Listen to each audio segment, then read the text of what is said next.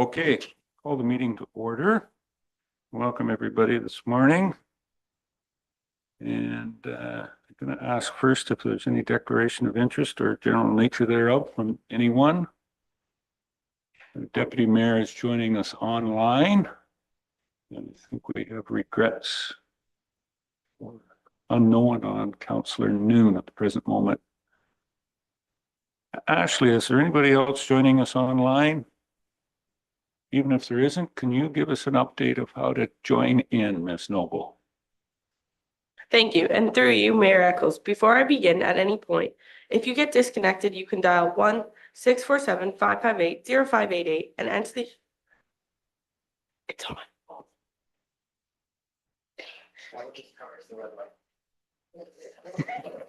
And enter the ID for this meeting, which is 891-5626-2480. Both member of council and staff have been briefed on the various features of the Zoom meeting software and will be raising their hands physically to speak. For members of the public, if you require any technical assistance, please send a chat message to myself, West Grey Communications, and I will attempt to assist you. It should be noted for members of the public that this meeting is taking place across 2 meeting platforms, both on Zoom as well as being live streamed on YouTube. Public participation, if any, must be done through Zoom. It cannot be done through YouTube at this time. Thank you, Ms. Noble. And if our communications director has trouble with the communications aspect, then we're all deeply in trouble. Again, thanks, Ashley. Just for clarity, today's meeting is a special council meeting, and it'll be dealing with one topic and one topic only, the bridge.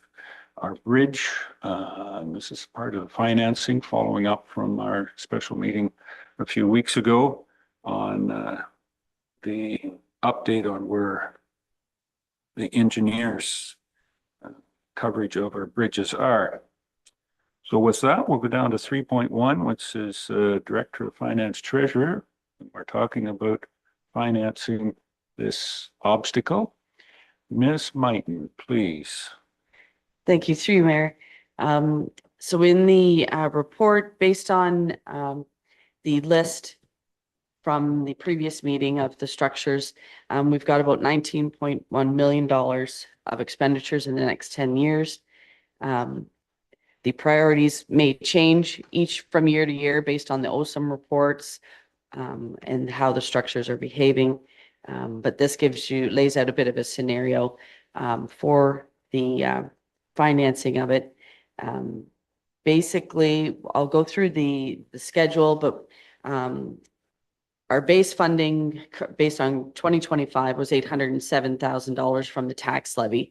So if we were to commit an extra $140,000 and increase that base funding, just to make sure everyone was clear on that, then it would continue to grow each year by about 1%. Basically taking growth from the assessment growth and applying that each year.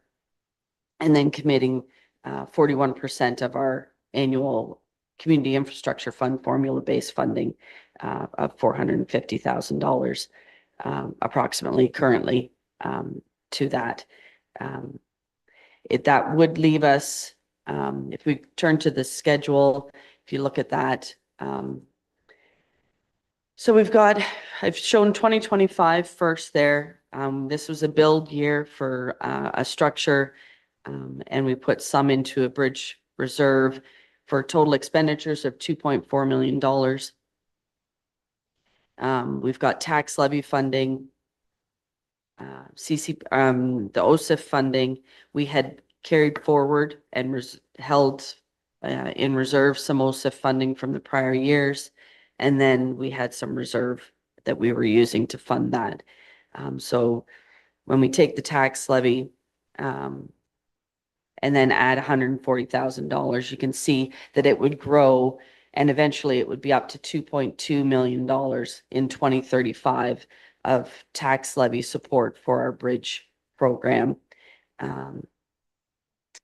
Each year, depending on basically the method that we've used here is that we have to save up generally in every alternate year to fund completing a structure in the following year.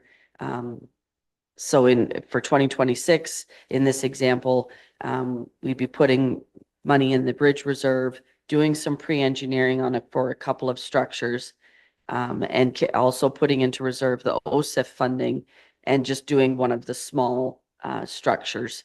And then that would tax levy, we'd have 947,000 because we'd have the 840 with the 1% growth from assessment growth, and then the OSIF funding. The next year after that would be a construction year, 2028, again, a year where we're trying to save and build up, and it would go through that way. We haven't used or allocated any of the CCBF, which is the former gas tax funding.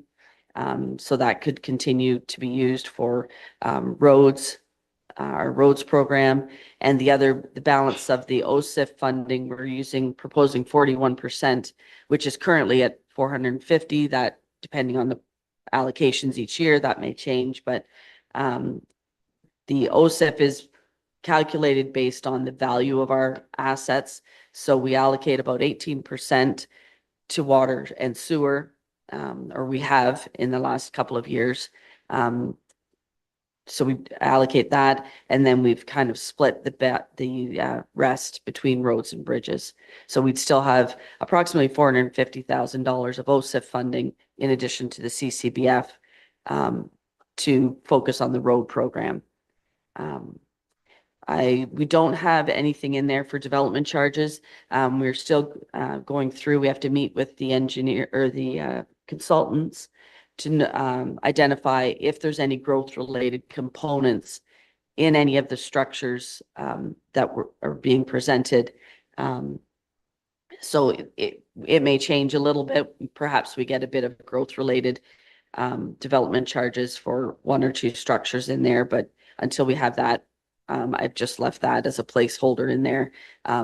It would help relieve some pressure if assessment growth wasn't 1% in any given year. If it was a structure that we could use development charges for, then that would help offset that as well.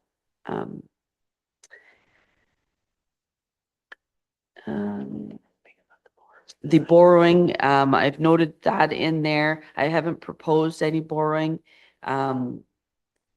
If we were to borrow $3 million and do a structure sooner, then we'd need the growth plus some of the existing tax levy to pay off. If borrowing $3 million, if you did it for 10 years, you're looking currently about $365,000 that we'd have to pay back every year.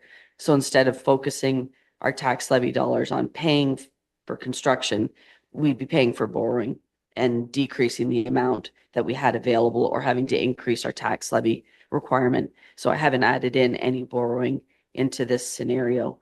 As I noted in the report, during the pre-engineering phase, if there's structures that can be downgraded to a culvert, then that would be, maybe we find some savings in that 1 year. Again, we can either accelerate the next structure or put it aside and do, but that will happen with our pre-engineering at that time.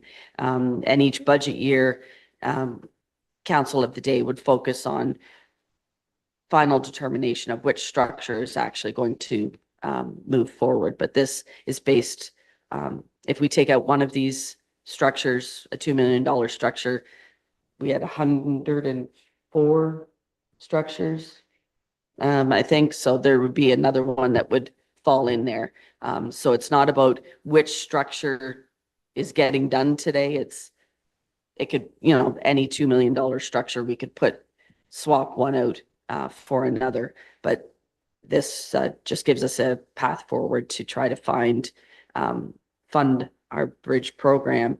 And it does, by the end of 2035, gets us less reliant on the provincial grant funding. Should that program be discontinued, decrease, at least we're funding our program without having to rely solely on grant funding. If there's application-based funding that we can apply for. Again, we can accelerate or do an additional structure in any given year. If based on the program, if we were successful in an application-based program. I think that's what all I have. If you have any questions.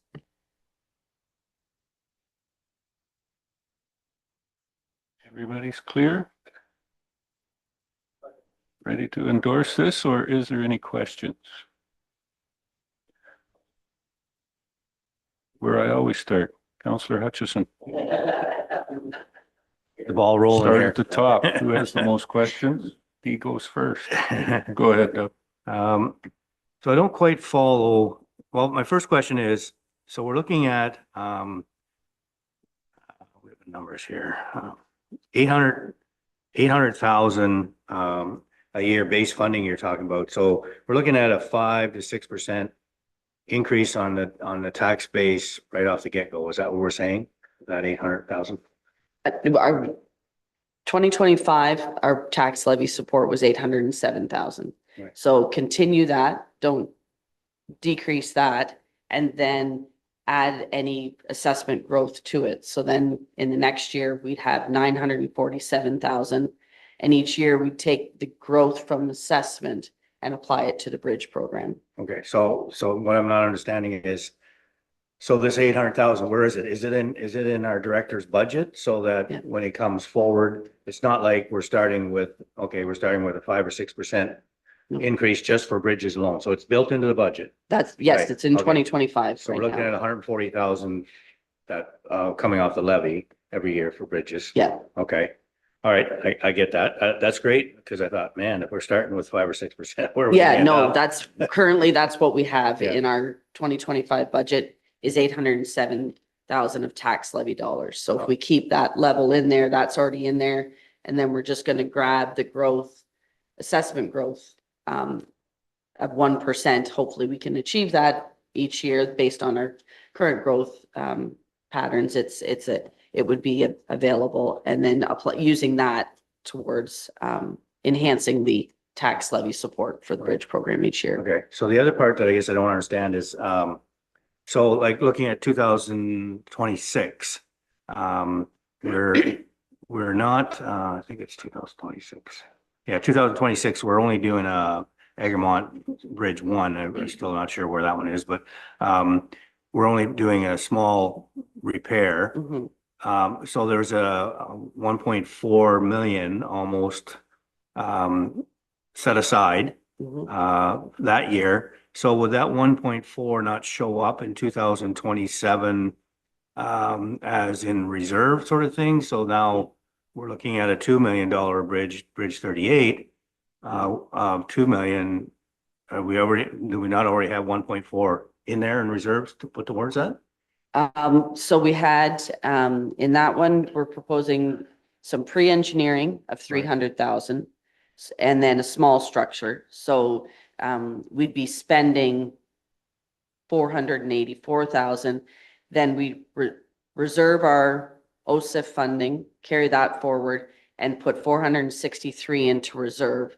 At the bottom of the sheet, it does show sort of how the reserve balance is. We need to save up some tax levy money and some grant money in order to be able to fund the $2 million in the next year for that structure. So at the bottom, it shows our bridge reserve in 2020, at the end of 2026 would be 763,000, and we'd have 450 left over in our OSIF funding. In 2027, we're spending all the OSIF funding the current year plus what we had in reserve, and then using some of the reserve of our bridge reserve, and the balance goes down to 549,000 in our bridge reserve. Okay, I'm not seeing that on my sheet, but At the very bottom, there was Oh. reserve balances. oh yeah, okay, yeah, Yeah. okay, right. So it just kind of gives Yeah. a feel for how we have to kind of save up for the $2 million year or the 3 million, when there's a $3 million bridge. We've got to try to save up some dollars in the years before that. And we do some pre-engineering along the way so that we're ready to, similar to how we did this year, get the tender out early so we kind of know what those costs of those structures would be, or what the design, if there are going to be an actual like for like bridge, or if there's some other type of structure that it could be supported with. Okay, thank you. Somewhat clear. Just for clarity, I think Doug just said that it was the Egremont Bridge. I just hope we're not going into Southgate and being real friendly neighbors and doing their bridges as well.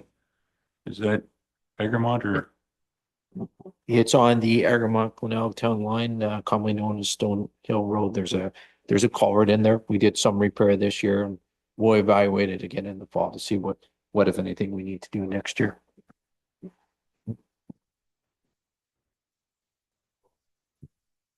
So the work that we did in 2024 wasn't satisfactory enough? We're going to monitor it. We're going to observe it. We did it internally ourselves, so we're going to keep an eye on it.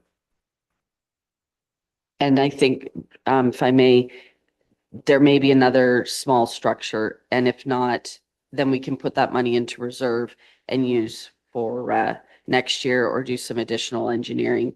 So it's not so much to focus on which structure, it's just we have to either save the money or do a smaller structure in order to save up for 2027 to do a $2 million bridge. Anything else? Doug Townsend, go ahead. Yep. Thank you. First off, like the schedule that we've got here for the bridges, which bridge we're doing when, that's not carved in stone, is it? Because it's, my fear is that for some of these ones we're doing, like we've got, what is it? N60 on, 12th concession in Armby there. You've got it 9 years out, you know, you look at the bridge, it might last 9 months. Yeah. You know. Yeah. And so the structure list is based on the one that you adopted in principle. But every year during budget, OSIM reports will come out. Bridges will get hammered harder one year in a different area. The list could constantly change based on the structure evaluations that are done biannually on them. So each budget year, council will be presented with a more finite, here's the structure that is actually the most critical this year. But based on the current reports and what was adopted in principle by council, it's just, like I said, we can swap one $2 million bridge for another one. We've got many on the list, right? Yeah. So it's not so much about, in this scenario, it's just getting our heads around how are we going to be able to start to tackle this. So yeah, that debate over the specific structures will happen each year with whatever council of the day as well, right? Yeah, because I know when we accepted in principle, I think we left with at least I left with the feeling that Jeff and Tim were going to look at the list and apply some common sense to it, because you've got, and all due respect, the Kennedy Bridge on there that's been closed for umpteen years now, and everybody else has found a workaround to it. Do we really need it on the list?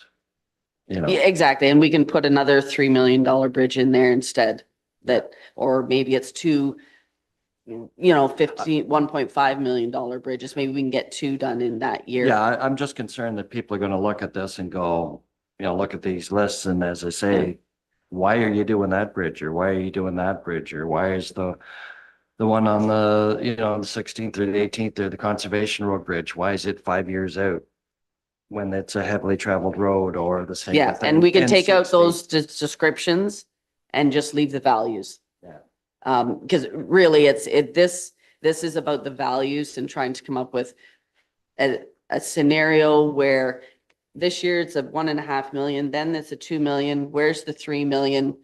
It's trying to get a feel for that. But the actual labels of the bridges, Yeah. that'll be debated every year. So my next question is around funding and bridges and stuff too, is I mean, we're doing a bridge a year, so we take one bridge off the list. But during that year, how many more bridges will go on that list? You know, like it's safe to say we're getting at that tipping point now with the age of these structures that we're probably gonna have more going on this list than off the list. So is there a way we can escalate our repairs or rebuilds? Like people have mentioned to me, you know, is there a possibility of doing like a municipal bond system to raise a bunch of upfront capital and do 3 or 4 bridges in a year? And then do no bridges for the next 10 years because all your tax levy money is to going pay towards back. paying off the principal and interest Yeah. of those bonds. Yeah, It's a decision. We can certainly do that. But it will degrade the $1 million that if by 2027 on here isn't going to go towards construction. It's going to be going Yeah. for Payback. paying principal and interest. Yeah. So the optics in the public won't be that you're getting more structures done. You did them. And if the availability of contractors to do 5 bridges in 1 year in our municipality Yeah. might not be a reality Yeah. that would happen either. So I don't know that accelerating it through borrowing would end up handcuffing you later on paying back interest. Yeah. The other thing too, in this report, there's no repairs to bridges. We have a few bridges out there that just need decks. This is all basically replacement stuff. So we've got some that need decks at a couple $100,000 or $300,000 each. That even municipal organizations like the Snowmobile Club are willing to help with and pitch in on. Are we anywhere with?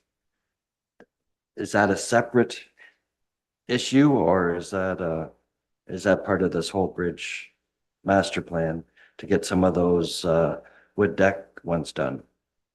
So I'll take this one if I may. So this was a modeling framework for financing strategy. I know Director Aitken is continuing to have those conversations. I think we talked about at our last meeting that this would be a fluid process. So this will be a living Yeah. document. And I think when you look at the name bridges here, we could absolutely and maybe should have taken out the name, but it shows you how Carrie has built this modeling mhm. strategy. And we've had conversations internally. She's worked her magic so that at this point, I didn't think it was feasible to build that savings plan so that we could be, in essence, building our own financing program internally so that we don't have to pay borrowing costs. We did talk about, and I know a number of councillors had talked about the municipal bonds potential. And the other thing that we have to recall as well is if we need to borrow, we have the ability to borrow from Infrastructure Ontario, probably at preferable rates than we'd have to pay elsewhere. So that's another thing that we need to think about.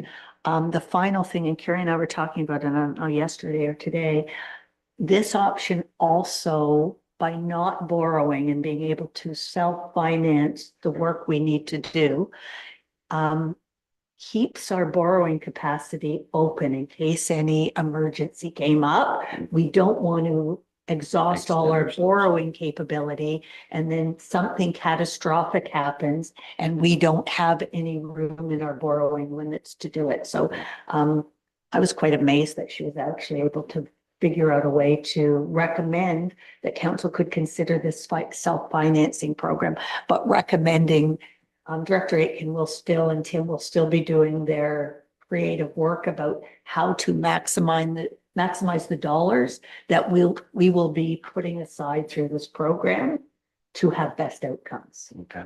And then I guess my last point would be, is the 1% levy increase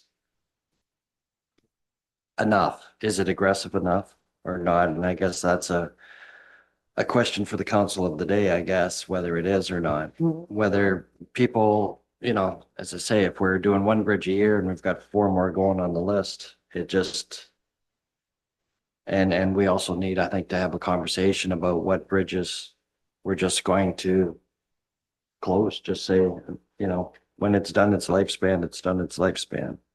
And we need to get that information out to the public also. And if I can, or Jamie cuts me off here, if for funding for this stuff, is there other things we can do to create additional revenues for the municipality that we could put towards bridges? And I know, Councillor Hutch and I had a brief conversation here earlier. You're seeing a lot of municipalities going to, speed cameras.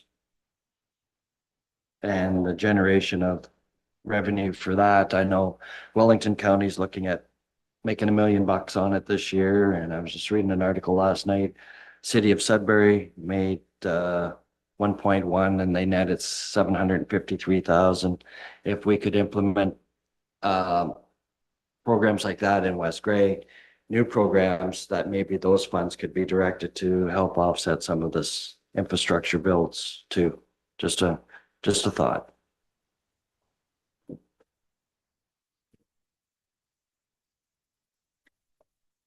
Maybe something that the Police Services Board can look at.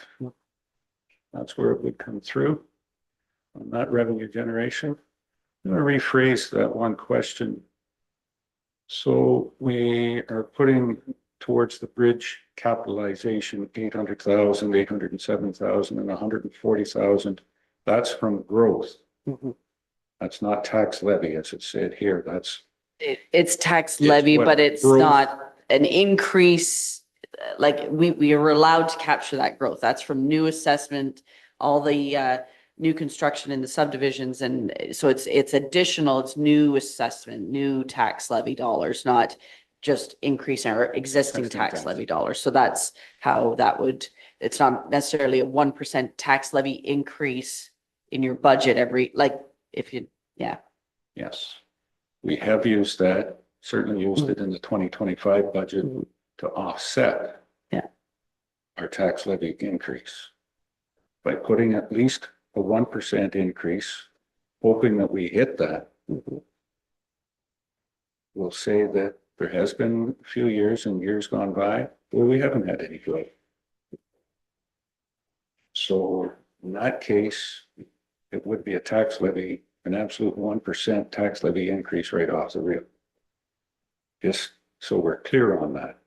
This is, I think, what Carrie's proposing here is $140,000 of new Yes. tax, growth tax. We don't have the growth, 140 isn't there, then it's got to be in a tax levy increase. Good.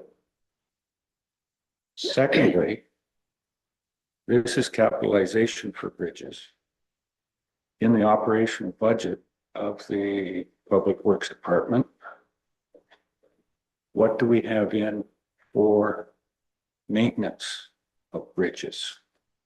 Which putting on a new deck may fall more under a maintenance.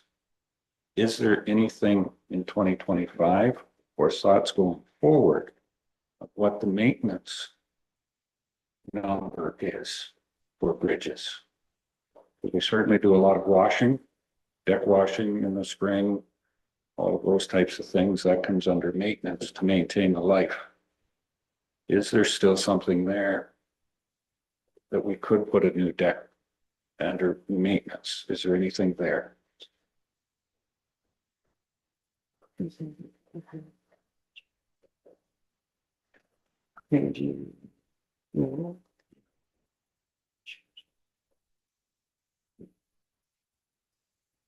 This year we had the 300,000 in for either rehab or pre-engineering in our capital side.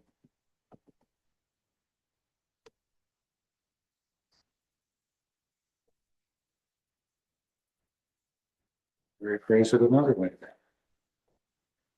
In road construction, we have capitalization and then we have maintenance in the operation side. Two different things. At least I'm hoping we still have that in there. You've got capital projects and you've got maintenance. maintenance gravel. Do we not have that same thing with bridges? Where we have an operational maintenance side of 150, 200,000. Well, what I'm being told here is we're taking that whole thing, as the 300,000, and putting it into engineering this year.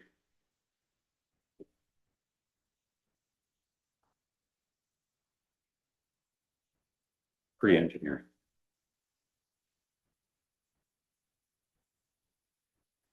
My understanding was, I think when we passed the budget, and it was my fault, I misunderstood it.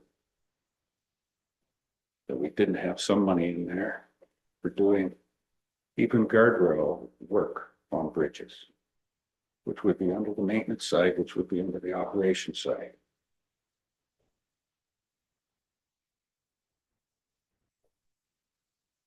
If we don't, then bad on us.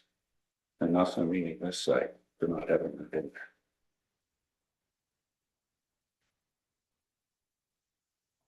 For 2025 on the operations, we have $70,000 in our maintenance side. And then a bit extra for wages on bridge maintenance as well.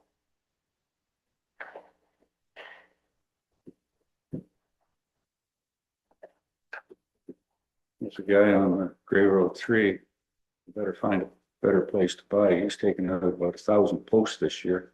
Can we use some of that cedar? We'll buy it from him and do a deck with that.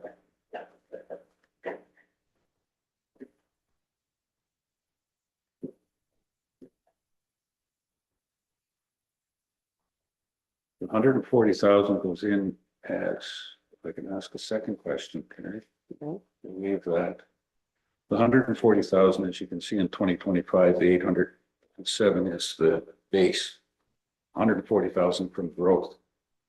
In 2026, that growth part is now incorporated into at 947 plus another 140,000.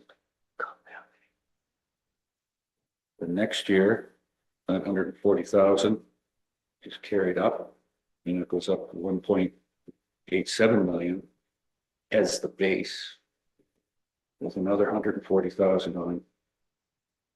So I'm just clear on that. That's building on top each year. The base doesn't stay at 807. The base goes up 140,000 every year. And then an additional 140,000 from growth goes in every year. The decision you make, if we endorse this, it's aggressive. It's probably the best that we've had in 15 years as far as covering bridges in my mind. But it will limit other activities, other programs of discretionary spending. It's a big bite. But we've kicked the can down the road for how long now? There's not much left to kick other than a bunch of sharp edges, and it's starting to cut the toes of my boots now. That's what we understand. It is aggressive, but yeah, some of that discretionary spending of more flowers on some of the streets,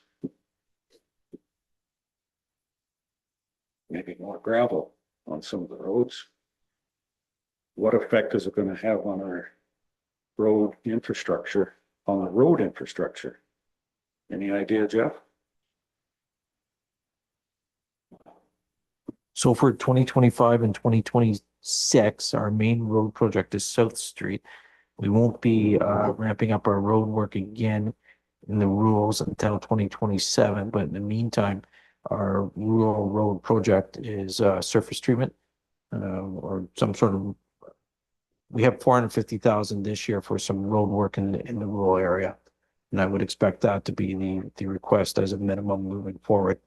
And then 2027, once we're done with the Rockwood Terrace project, we're gonna have to do a deeper dive into our road work.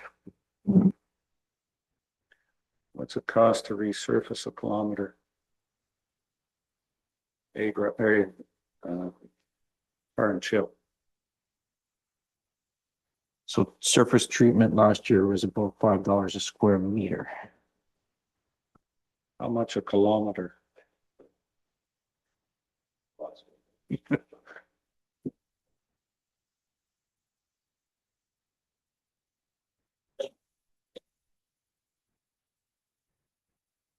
The light is shining on our deputy mayor today.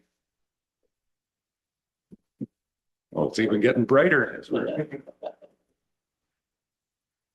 In the neighborhood of 40,000, just for surface treatment, no actual road rehabilitation, Yeah. no base work. No. Just the surface treatment itself. Yeah.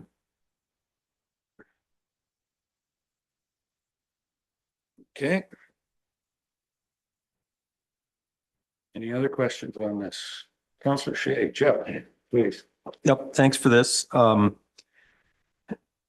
So the 1% tax levy increase per year, I don't think it really matters if it's growth or not. It's just a tax levy increase. So if we weren't doing this and we were imagining that we were going to have, let's say, a 5% tax increase each year for the next 5 years, just looking at our last 5 years, we've had much more than that. So let's say we really tighten the belt and say we're gonna have a 5% increase for the next 5 years. Adding this onto it, does that just become 6% each year, or is it some other number I need to be thinking about?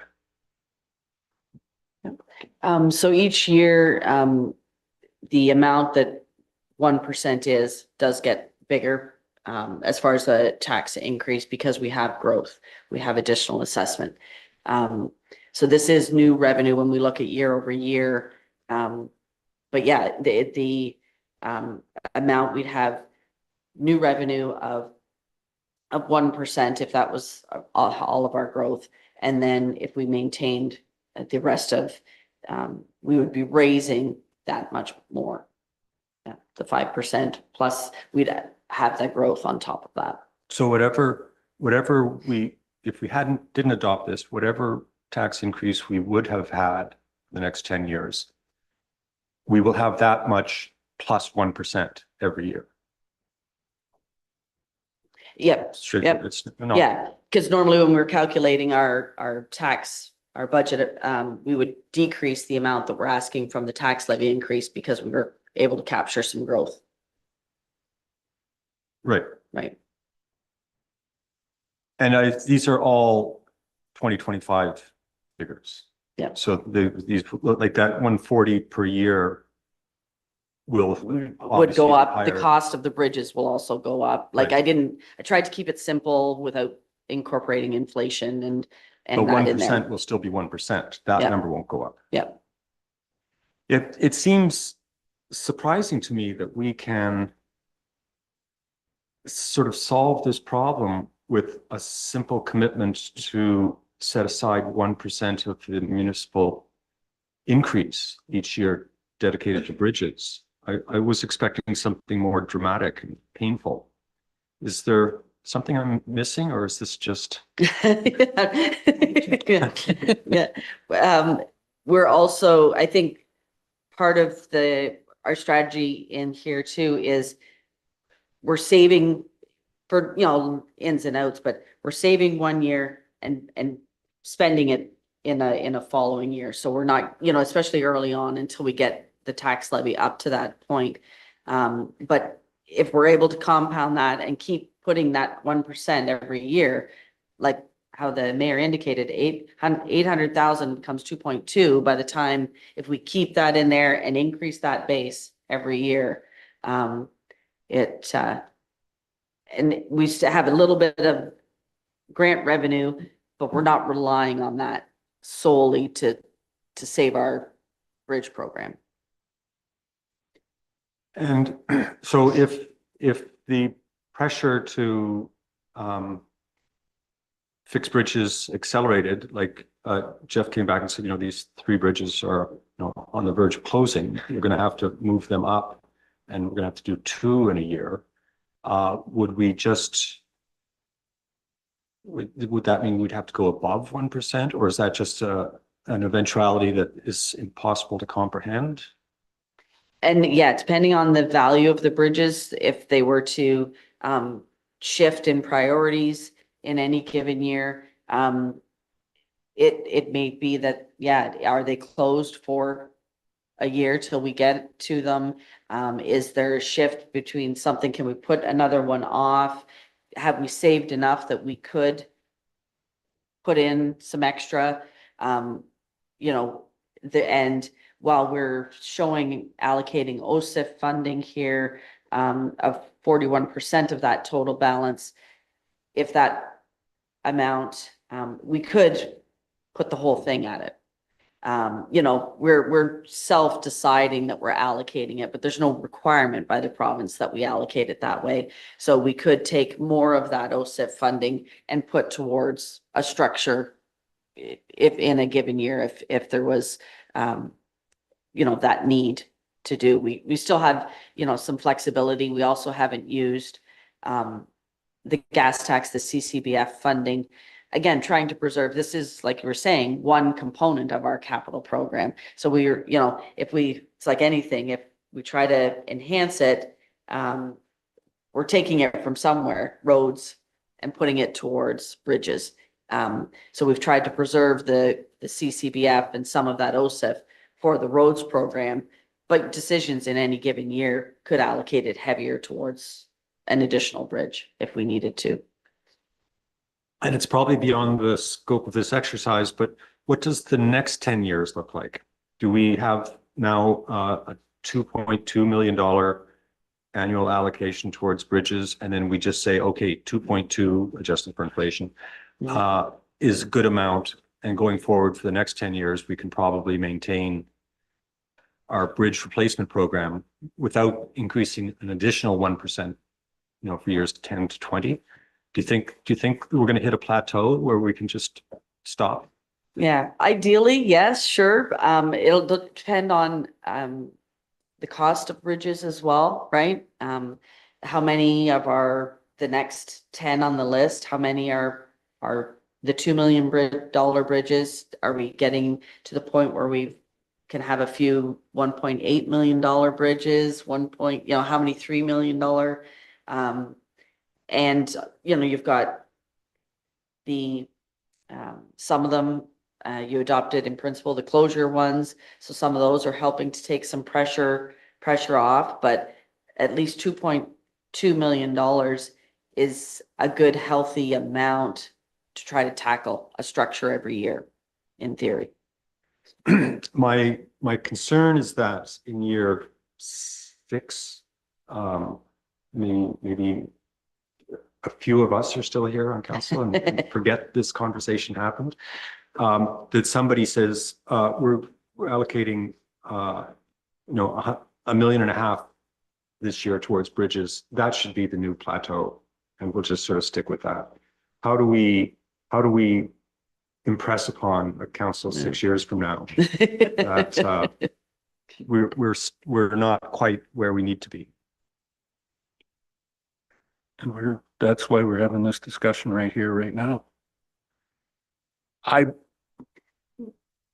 Memory serves me right, probably 8 years ago, the bridge, at that point in time, our bridge capital was somewhere around $750,000, $800,000 then.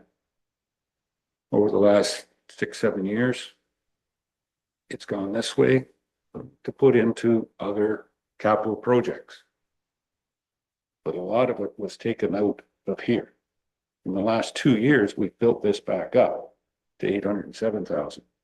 Because I think when we started in 2023 for the 2024 budget, for the 2024 budget, sorry, 23 budget, the bridge was 400 and some odd thousand. It had been, yeah, exactly what you say. And for that reason, we've been putting money in. Has it been enough to catch up? No, but it had to be built up, and we've sacrificed a few different places. But that is exactly what you've seen happen. yes, the council can come in and change direction here. And the council of 2030 will be looking at the same issues if this capital gets dropped and reallocated some other place. You're dead on. It's got to be a long time commitment to this. And probably be some of the people over there at that table. Age-wise, Councillor Forrester, he'll still be around, of course. Age-wise. Yeah. But this is a very strategic commitment to going at this. That's where it is. Strategically, councils prior to this have gone on a different direction and lowered it until we can't afford to build a bridge. Any bridge. Matter of fact, with the numbers that are there, we can't even afford to put a deck on a bridge right now. So that's the strategic part of it. Michelle. Thank you. Tricia and I have been talking as well, and to your point, Mayor Eccles, our next step in this will start to be building out 10-year capital forecasts for our other divisions as well. So roads, so council will have a fulsome idea of, we've got facilities and what does a 10-year capital outlook look like for that. So when you start to see all of the budget components, those are choices that council has to make. We can give you or Carrie can give you her magic numbers, but Councillor Shea, you are correct. I mean, there are political decisions here. And I think if we can look at a forecast for 10 years for capital for all sectors of our business, it goes back to the choices that a council member can make when they're sitting at that desk, but at least they will have a fulsome capital picture, and that is our intent. If future council has, this 10-year plan for bridge capital and another 10-year plan for, fleet capital and another 10-year plan for roads capital, they're going to possibly be feeling like, half of their annual budget increase is already predetermined. And they might decide to just chuck the whole thing out the window and say, we're a new council. We want to set our priorities and start differently. If we had a 10-year plan for bridges and that was, kind of written in stone, and, just sort of softer 10-year plans for the other aspects, it might allow future councils to realize that bridges are priority. Bridges are in a different class of problems that need solving. So I'm, just trying to think of how to communicate with the council 6 years from now. And one of the things that I wanted to ask is, did this plan have a communication component? I think we were talking about something that was going to have a public communication, press release, a report, some sort of document, or was it some other initiative? And the reason I'm asking is because if we announced that we've solved the bridge problem and the solution is this, and it's going to take 10 years to implement, and everybody knows on council and agrees, and we communicate that to the community, it just means that, future council candidates will be aware that this thing is in place and has been in place since 2025, and they won't be looking at that as a target or an opportunity to sort of grandstand in politics. Thank you. If I may, we haven't started communicating it yet. This is a process. It was why intentionally the bridge discussion was divided into two conversations, a meeting on February 11th and then today's meeting, one about what the strategy and prioritization might look like, and then what a financing program might look like. Moving forward, and as I think most of you are aware, we have a new website coming beginning of April. We are going to be developing project pages. So once council makes some decisions or chooses to make some decisions related to this, we will do ongoing conversation. We will create project pages for the bridge prioritization program that looks like, that has those high level FAQs. This is where we are today. This is what the plan is going forward. This is how we intend to finance a program, being very cognizant, obviously, of the points that have been made around the council table, that none of the specific bridges are carved in stone as to this, or this. But this is the framework for how council has chosen to tackle the program, both for today and with a lens looking out at least 10 years. So it will be a critical priority once we have some guidance from council on how they would like to move forward with it.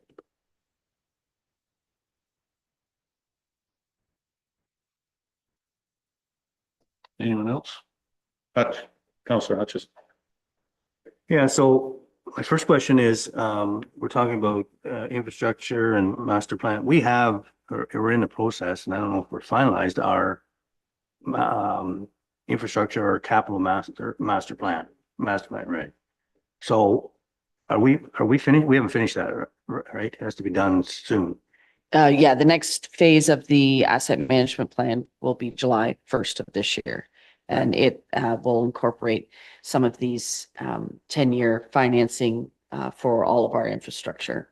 Right. So I think that's part of this, right? It's all together. So I think I see this as being a positive. I think all along we've always said we need $1 million at least a year for bridges and possibly more. And obviously we need more, but I think this is a good start. Yes, we are doing some kind of commitment in some ways, but then we have a 10-year plan for our fleet replacement in terms of graders and trucks and plows and all those things. So I think that's good, but I mean, we still ultimately comes back to us and in the budget and decide, well, we can't afford to put that plow in this year, so we have to throw it out, but which sort of skews our 10-year plan, which we've talked about before. So I think it's good. And I think we have a priority list from the individuals that looked at our bridges, and they gave us the top 10, right, priorities. So I see that as being something like every year, we're still going to have to, like our director is going to have to make a decision on which ones we go forward with and with council's approval, I guess. But I think that's a bonus, right? We have some kind of direction.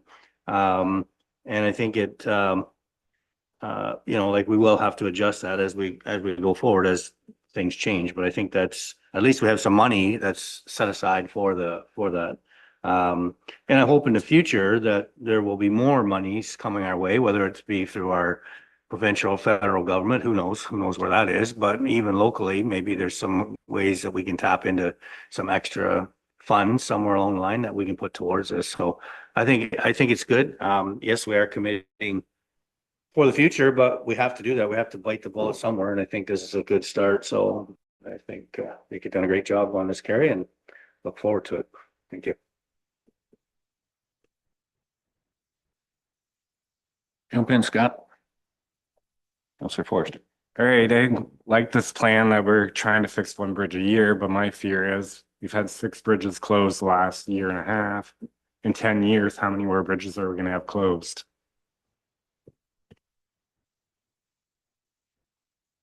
That would be for you, Jeff.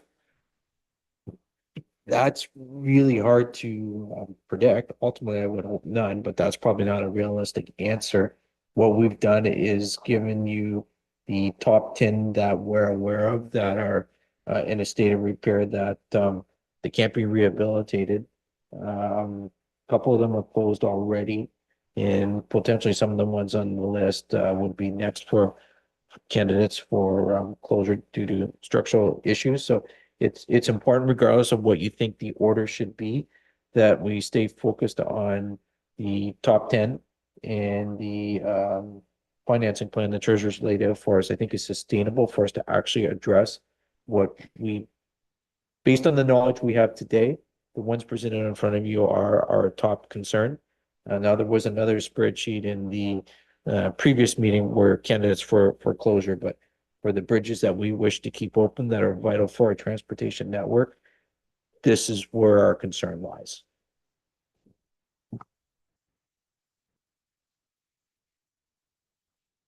Yeah, I like that we have a plan. A plan is better than no plan. I only wish we had started this at the beginning of our term instead of towards the end.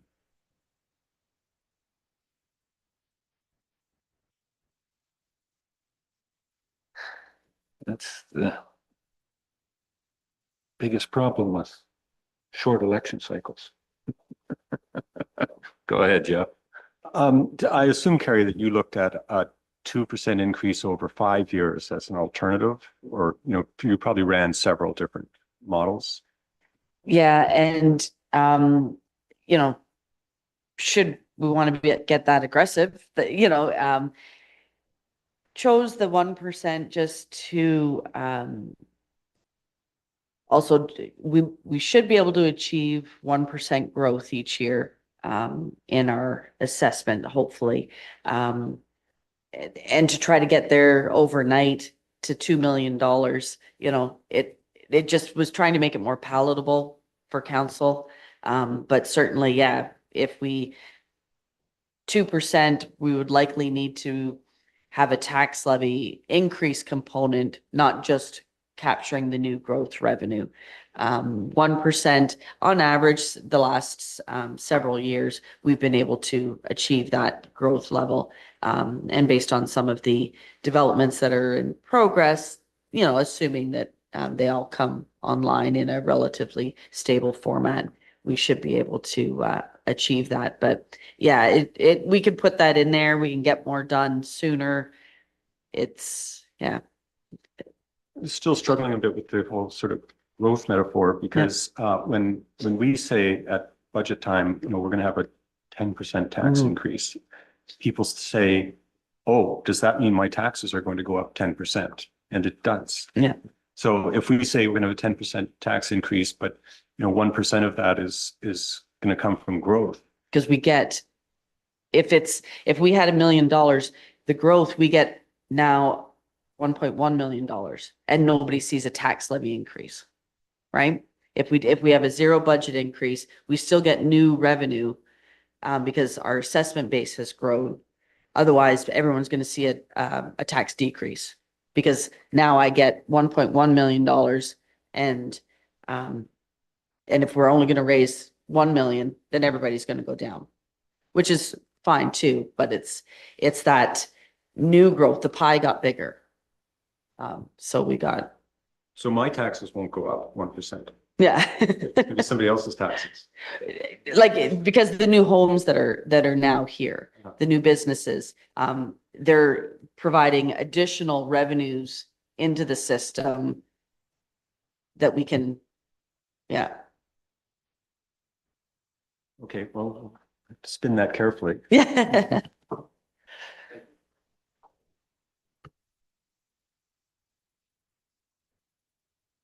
Anything else? You've been pretty quiet, Tom. Well, other than you're choked up right now. Yeah, okay. Nothing? Nada? Counselor Thompson. Everybody keeps talking about impact, making a change on the assessment and everything. Will that affect if and when they ever get around to upping everybody's assessment? That again will help offset some of this, will it, or not? No. Okay. As far as a reassessment, bringing us right now, we're on a 2016 valuation year. If it's the reassessment doesn't provide us growth. That's just recalculating our share of the pie. But the new people, the new growth, we still isolate separately. That's true new growth. But just because both of our properties go up 20%, we're still at the same. If we go up equally, it's the same. It's just, the share of the existing pie. So the reassessment doesn't provide us additional revenues. It just sort of resets the tax rate, if you will. It just means those that go up 20% to those ones that their assessment only went up 10%. that 20% is going to see a definite increase in their final number. Because their percentage to pay into that pie just become that much more. Yeah, depending on what that average assessment increase is, whenever they do it. If yours appreciates more or less, you're gonna have a different piece of that pie, but it doesn't give us new revenue like true growth does. Exactly. If everybody goes up $10,000, it makes no difference whatsoever. It just, yeah, it's the variations. Some go up 20,000, some only go up 5,000. That 20,000, they are going to be paying more. And it can be the shift between classes as well. That's right. The last reassessment, farmland did appreciate a lot more. And that shifted between the classes. We changed the ratios, but you know, that's, there's a whole thing. That's a whole nother conversation. Yes, it certainly is. Make it into that. That's at the county level where they start applying those aspects of it. Okay. Any other questions? Where does council want to go with this? There is a recommendation in front of us.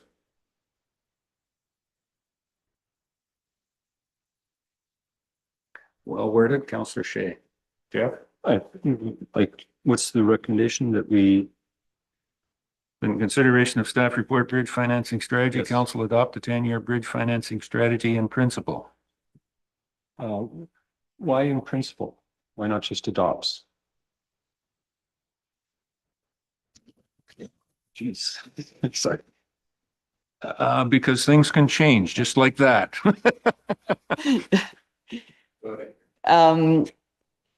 Sort of from your, when you were talking about the structures, that seemed to be something that was debated, was adopting it in principle. So in light of that, I figured, okay, similar logic would be that it is in principle. And it is still, you know, it's not setting per se in stone. Council of the day gets to set the budget every year. So we have these, you know, forecasts, strategies, plans, but decisions are made every year. Priorities are changing, but the phrase in principle seemed to be palatable at your last meeting. So that's why I brought it forward this year. Okay. Then the recommendation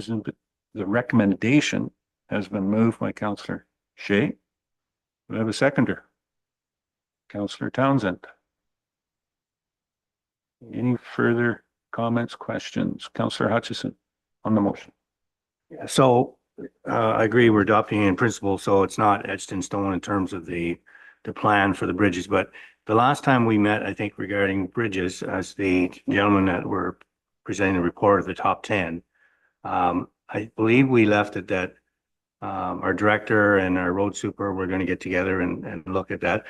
Are we expecting that they'll come back to us with maybe a little bit more information? Because one of the concerns I had, and I'm Council Townsend too, is in terms of some of these bridges that are on here, like Bridge 51, for example, is 5 years out.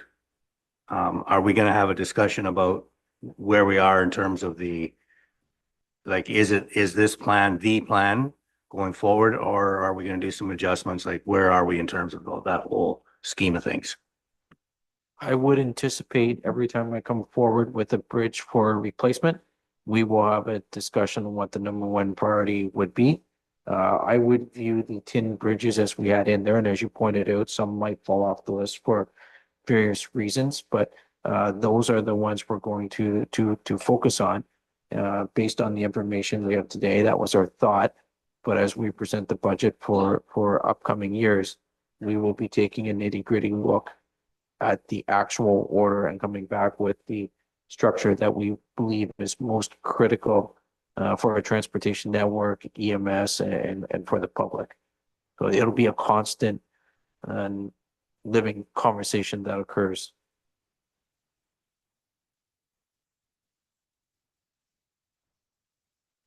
And I think as Carrie said earlier, this is why it's in principle. It's not written in stone. I think council of the day, your point, Jeff, will have that at budget time. At the Councillor Townsend's, here's with other extenuating factors. I think the engineers, the consultant that we had come up with on structural, this one is worse than it should be done. But to Jeff's point, in West Gray, yeah, structurally that might be the one, but this is the priority in our transportation. This is going to make the safety of the community at dire straits. So we'll have that flexibility. We'll be left with council, with our local staff, not just following blindly on a consultant's report. Thank you. I just had to get that one in, Jeff, on consult.